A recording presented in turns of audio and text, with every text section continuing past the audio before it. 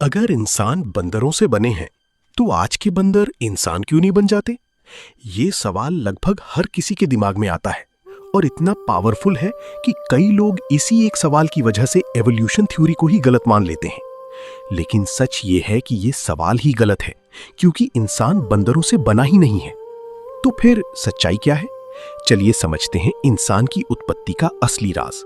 सबसे पहले, इंसान आज के बंदरों या चिंपैंजी से नहीं बने, बल्कि इंसान और चिंपैंजी दोनों एक कॉमन एंसेस्टर से आए हैं।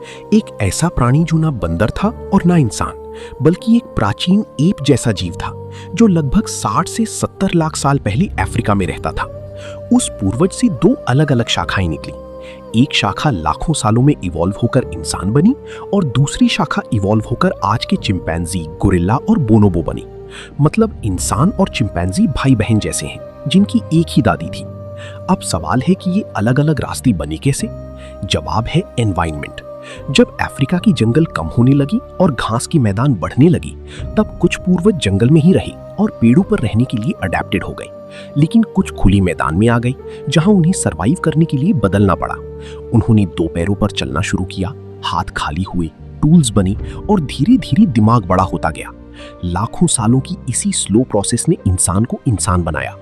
अब सबसे बड़ा सवाल, आज के बंदर इंसान क्यों नहीं बनते? क्योंकि उन्हें इंसान बनने की जरूरत ही नहीं है। आज के बंदर और चिंपैंजी अपने एनवायरनमेंट में परफेक्टली फिट हैं।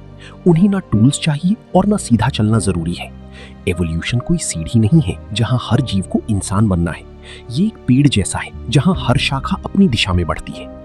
बंदर अपनी शाखा पर परफेक्ट है और इंसान अपनी शाखा पर। और एक और मिथ, क्या इंसान इवॉल्व होना बंद हो गया? गलत। इंसान आज भी इवॉल्व हो रहा है, बस ये प्रोसेस इतनी स्लो है कि हमें अपनी जिंदगी में दिखाई नहीं देती। एवोल्यूशन कोई स्विच नहीं है जो इंस्टेंटली बदलाव कर दी। ये एक बेहद धीमी प्रक्रिया है जिसमें लाखों करोड़ों साल लगते हैं।